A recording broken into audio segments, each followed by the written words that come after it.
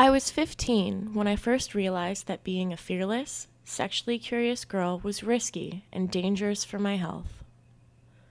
One night, I went to an all-ages club to celebrate my birthday with my friends.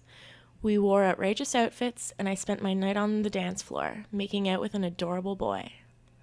A boy who was gay identifying. A boy who I later found out to be HIV positive. After I told my mom about my experience during that night out, she whisked me away to my very old, very unimpressed doctor. I was told that I had partaken in incredibly risky behavior and had put my life in great danger. I was to be tested every 3 months for the next few years. Along with this news, I received what I later learned to be a false positive diagnosis for herpes. I felt doomed to a life of sexless singledom. I thought I would never have a long-term partner or be loved the way I wanted to be. As a young adult, all of the information I had received about HIV was terrifying. I was scared and confused about my future.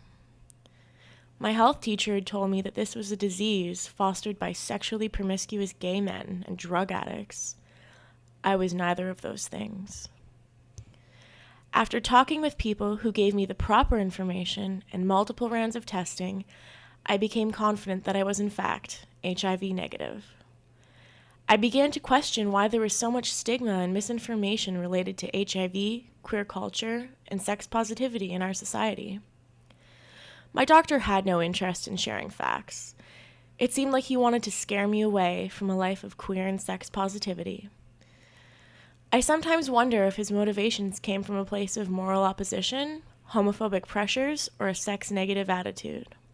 Regardless, he did not fulfill his duty to comply with the Hippocratic Oath.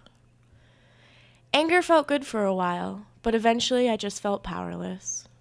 I began to seek out friends, allies, and other young girls who didn't identify as straight or hard to get. I found a community of people who also didn't feel comfortable conforming to the cookie-cutter sexual identity we were taught in school. My new friends, who I found online and at queer events, did not shame me for my no-strings-attached makeout sessions or experimentation. Instead, they helped me to learn about my budding sexuality and human body. Today, I find comfort in my sexuality, life experiences, and the journey I took to get here. I want to help create this sense of calm in others.